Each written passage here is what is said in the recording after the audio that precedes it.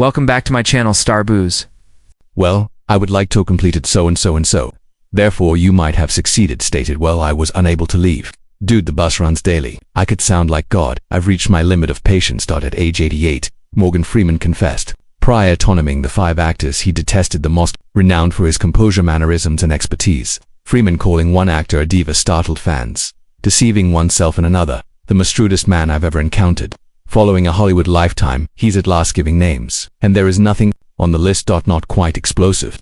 Denzel Washington, despite not being a sign of hostility in general. Morgan Freeman has publicly experiencing a hint of jealousy regarding Denzel Washington, another actor, a feeling that has its roots not in resentment but in awe of one's profession. In a 2024 Far Out magazine interview, Freeman was open about the extraordinary career and calling of Washington. He is among the characters in films that I most admired and envied. It was an uncommon look into Freeman's inner world, a recognition of theravoury that continues to flare inside of him. The most well-known celebrities Freeman commended Washington's steadfast assists adaptability and dynamo-sexistence of a magnetic screen. He said about Washington's capacity to easily change between characters and genres, from morally nuanced anti-heroes to respectable durs, while keeping both essential praise and box office dominance. He exuded a sense of gravitas. According to Freeman, he enters a situation and you can sense it even if he hasn't yet spoken. The remark wasn't about competition in the antagonistic sense, but instead, a demonstration of how profoundly Freeman respects the work of his peers. It showed a certain level of emotional ferocity, based on aspiration and the command difficulties in navigating Hollywood as blacktop males over a number of decades.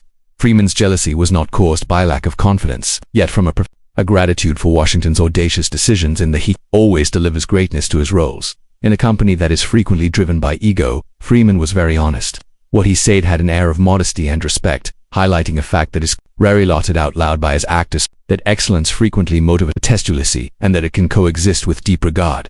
Morgan Freeman and Gene Hackman were clearly affected when his longtime partner, Gene Hackman, friend and collaborator, revealed his 2004 saw the actor's retirement. The announcement signaled the end of a period of time not only for Hollywood, but also for me personally. Freeman, who had established a profound Hackman's professional admiration over years, in a contemplative 2025 speaking to Entertainment Weekly, Fandom Wire later stated that Freeman remembered his response with a hint of comedy, yet a clear sense of earnestness. The fool is retiring. You need talent. Like that. Far from me. I'm not content. Regarding that, despite being given with allure, Freeman's remarks had eighth weight of sincere disillusionment. The remark was laced with love and frustration which showed more than simple casual remorse. Regarding Freeman, Hackman wasn't just a co-worker.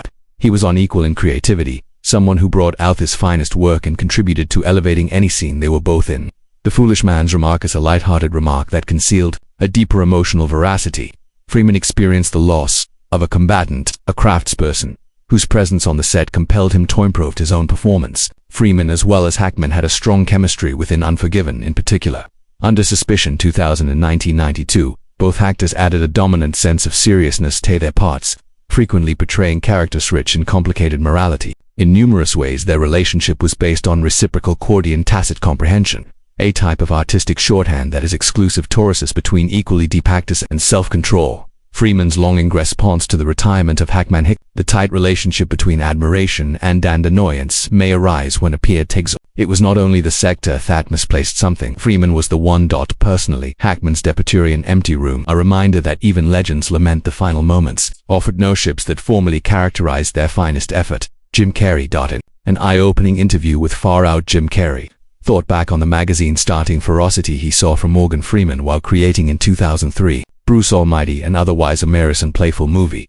Although many people link Freeman to keenness, gravity, and a calming presence, particularly in light of his legendary function as God in the film, Carrey revealed a recollection that gave Freeman a greater powerful light. He's somewhat alarmed, Tom Shadyac, said the filmmaker. It was hysterical. Carrey said earlier, describing an especially incisive incident. Freeman turned to someone on the set and declared, "Never touch me again." Carrey claims that this wasn't humorously delivered, but with a sharp seriousness that immediately altered the vitality in the space. He is like this laser that directly targets your soul, Carrey continued, stressing the concentrated, permeable nature of Freeman's, but not necessarily whether hostile or cruel. Freeman's manner possessed a clear authority, one that might make even those in charge, however. These comments originated from cast viewpoint and not that of Freeman himself. They allude to a hidden movement during production, a sense of discomfort or feeling of mental strain that results from Freeman's commanding on-screen image. It permeated encounters in real life, For a director such as Tom Shedyak, often renowned for his laid-back cooperative approach, being frightened by Freeman recommends the actor's attendance. Demanded distinction. Even in a humorous environment, it wasn't a conventional battle.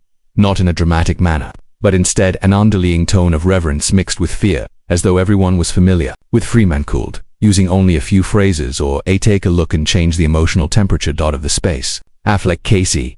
Although Casey is working on Gone, Baby Gone 2007, Affleck has a noteworthy and even the humble meeting with Morgan Freeman. It demonstrated how seriously Freeman's held professionalism on the set. Under the direction of in his first directing role, Ben Affleck, there was already a lot of strain on the movie setting, but the tension momentarily fueled when Casey was late for the set one day. In a subsequent appearance on AKC described the incident on a chat show. With a mix of laughter and persistent discomfort in front of the team. He dressed me down. It was embarrassing. However, I was defending someone else. Freeman is renowned for speaking calmly. Her calm manner somehow transformed that distinctive serenity into a laser-like focus reprimand. He didn't needlessly raise his voice. However, his forceful tone and uncompromising made it clear that he meant in his 70s at the time. The actor, and already regarded as a Hollywood legend, created it is evident that tardiness, irrespective of the explanation, was unacceptable. Affleck's justification, safeguarding Zoe and else, was never further explained, introducing a degree of uncertainty to the. However, Freeman didn't ask more. He didn't care about the excuse me. It has to do with upholding disciple on the set. Even so, the conversation did develop into a serious dispute. The memory remained flicked. The readiness of Freeman to displaying him in front of the cast and crew gave a demonstration of the lead actor's dedication to respect for one another and ordering a cooperative setting. It wasn't about dominance or ego, it was regarding responsibility. At that time, Freeman did more than on Linnet, only as a co-star but also as a silent defender of professionalism. Although the encounter was unpleasant for and highlighting Freeman's straightforward approach to filmmaking and Feuds, he carried among FMT performers with the most experience. In the preliminary table readings for Las Vegas 2013, a humorous film about TI reunion of four elderly buddies in Las Vegas. An unanticipated conflict between former rapper Morgan Freeman is now an actor. T interrupted the early stages of the project. Momentum. Several sources of production conflicts erupted when Tia, who was given a supporting part, fell asleep. When reading the script as a group, as other cast members such as legendary figures like Kevin Michael Douglas and Robert Darraclean remained focused and professionalism. The lack of interest touched a nerve, particular Rulinjid's Freeman. Freeman, renowned for his authoritative rasp, both on and off-screen discipline, didn't think twice about facing matter directly. Observers claimed that he consulted T. Midray and spoke loudly to him. "Are you with me, son? Us, rise, what's wrong with you?" Their scolding pierced the room, cutting off communication and identifying the focus of all those in attendance. However, instead of being harsh, Freeman's tone was distinctly firm. His remarks, which echoed the assertive power that didn't tolerate nonsense for T. The occasion was profound. Later, in an interview, he acknowledged that the encounter made him feel like a schoolboy who was caught being lazy by the strictest instructor and thinkable instructor. Although Freeman's remarks did guarantee T's demise, the moment more serious problem. Absence of Ty's level of readiness or seriousness. It went against what was expected of ensemble lead by veterans. Not long after Thevant T was kicked out of his part and the production were recast, it ranks as one of the few known situations in which Freeman's disbelief had a direct impact on a casting choice.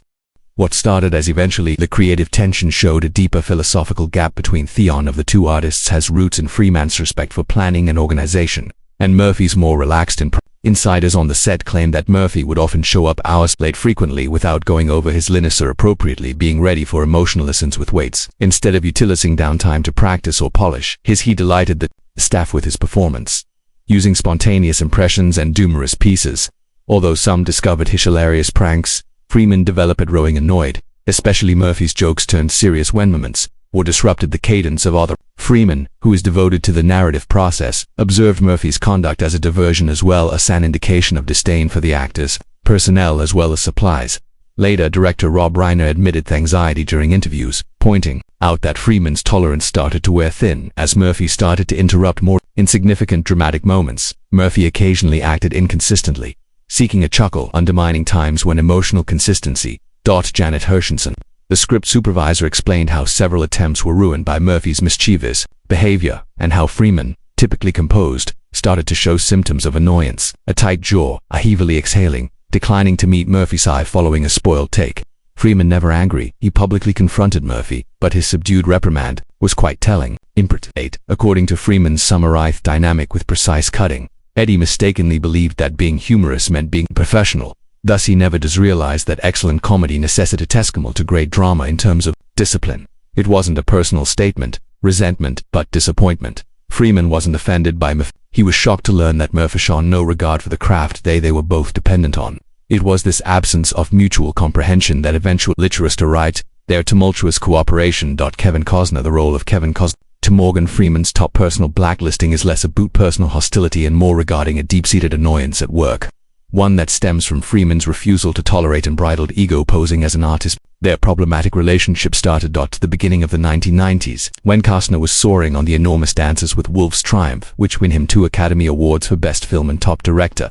Then Costner had started to recognize himself as more than merely a star, but as a filmmaker visionary. According to Freeman's own assessment, is scored to be corrosive and presumptuous to cooperative filmmaking. As stated by insiders, the collaborative partnership was tense between the two because of Costner's status as a triple role. The producer, director, and actor gave him broad creative authority, which he worked out with relentless vigor. Freeman, an accomplished actor with many years of expertise and a firm conviction in respect for cooperation, was swiftly disappointed by Costner's propensity to write scenes and override directors. Without seeking advice and inserting himself into each stage of manufacturing. Freeman didn't see this as passion, it was conceit.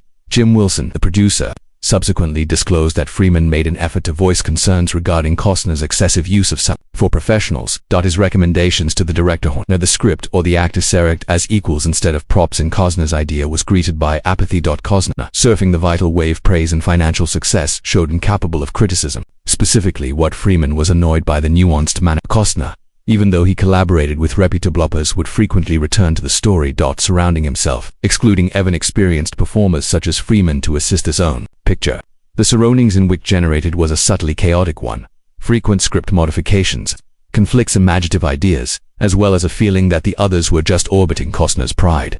For Freeman, whose professional was founded on the principle of ensemble integrity, mutual respect and discipline, though the encounter was depressing, he didn't lash out in public or start a fight, but he allegedly gave one in private. One of his harshest judgments. Kevin mistakenly believed that success equated to wisdom, which is the reason he never discovered the fact. Being a leader is about telling the tale, not being served by other people. It was a judgment that was scathing, expressed Freeman's dissatisfaction not just in Costner as an associate, but in a larger Hollywood pattern in which notoriety and too frequently financial success as true artistic insight.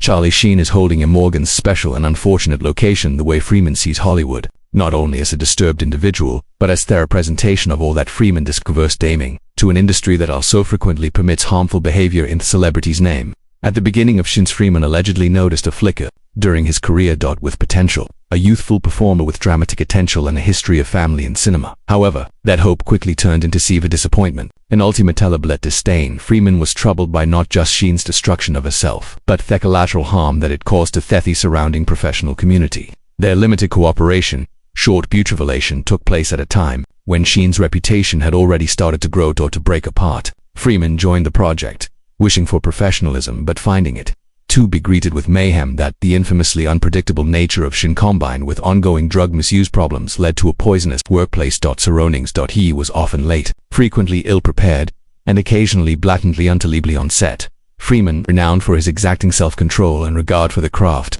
rapidly became aware of Sheen's unpredictable. Not only was the behavior annoying, but it was to the integrity of the manufacturing. The producer Chuck Lorre, accustomed to Sheen's slide from 2.5 Men, subsequently verified that Freeman had voiced worries at the beginning, issues that were dismissed until Sheen's issues were no longer able to Freeman, who had a strong belief in the obligation that artists have to their audience and co-workers, was horrified at the way Sheen's actions compelled crew members will have to hurry and reshoot scenarios and operate in a high-stress environment. Filmmaking was a religious art form for Freeman. Cooperation. Sheen thought it appeared more similar to a stage for gluttony. When Sheen's private scandals started headlines that are dominated by drug binges despite inconsistent interviews to claims or favors, Freeman's uneasiness became into something more powerful. He discovered himself answering questions from the media regarding Sheen's conduct, compelled to protect his own participation in initiatives that are currently overshadowed by controversy. Oliver Stone, the director who had collaborated with both males, observed Freeman's uneasiness during off-screen conflict gained more media attention than the work they were trying to do. Crowe is famous for immersing himself in his roles.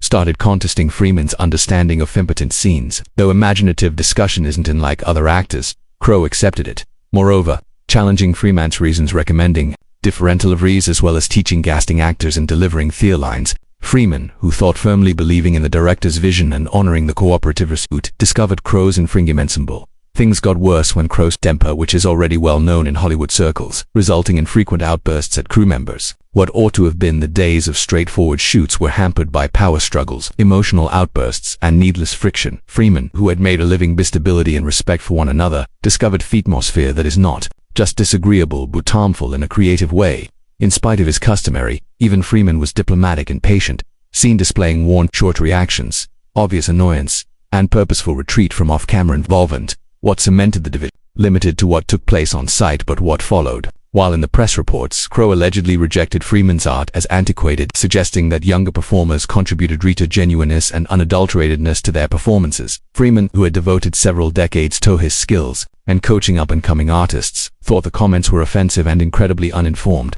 It was an outright assault, not only on his approach, but also on the values that, in his opinion, characterized outstanding acting, self-control, empathy, and discipline. From then on, Freeman accomplished shed for me but discreetly known that he would never again collaborate with Crow. The choice was not the result of any resentment but rather a deep disappointment. Later, Freeman stated in private circles, Russell thought he wore slinging due of its depth, which is why he was never taught that true intensity originates in discipline rather than drama. It was among the most astute evaluations ever made of a co-worker by Freeman, and ethos since reverberated throughout Hollywood. Mel Gibson. The presence of Mel Gibson in the very Morgan Freeman, a few actors' public lie despis contrasts sharply with Freeman's customary tactful manner. It didn't start off as trivial conflict or conflicts motivated by ego. Something was involved.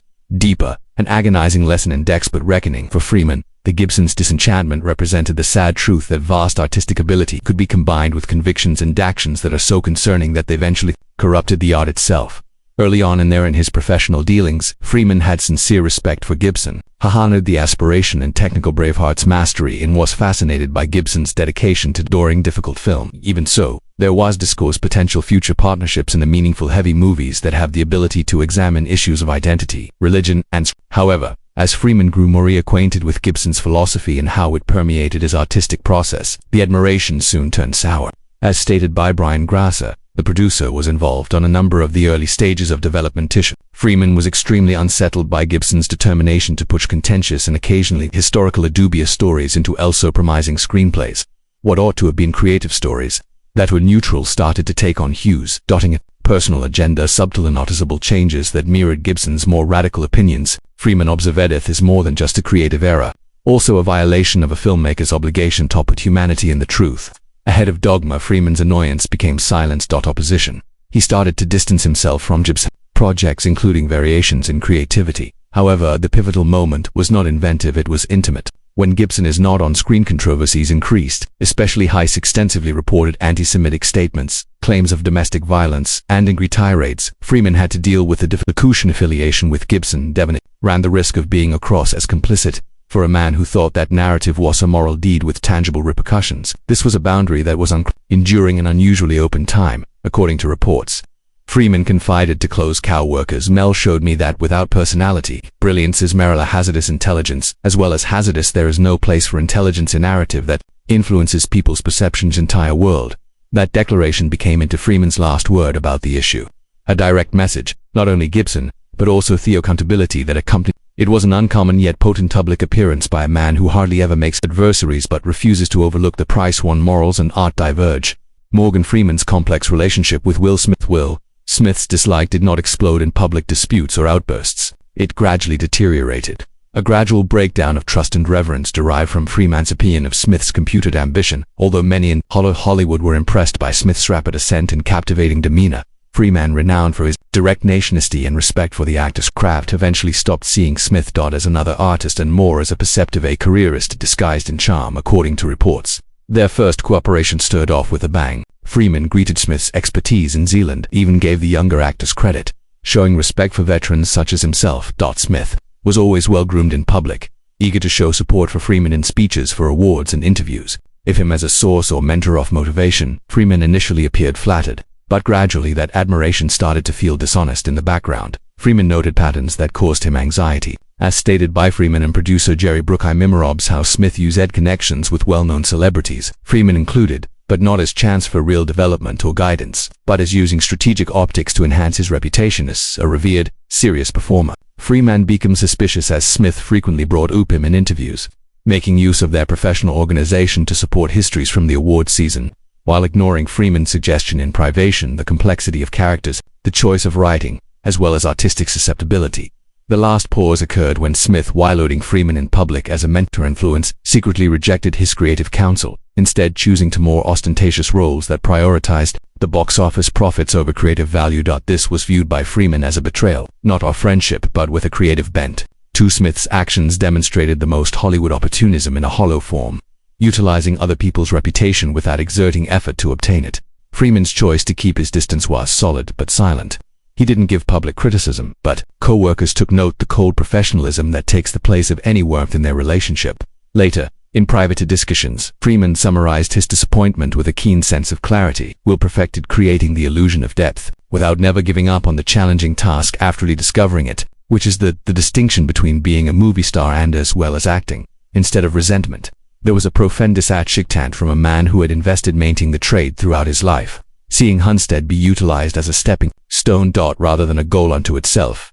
What are your thoughts about Morgan Freeman's 11 actors most detests? Please share your thoughts with us in the section that follows. We hope that you have discovered this useful video. Remember, please subscribe, like and share this channel if it appeals to you. Many thanks for viewing, and I'll see you in the upcoming videos.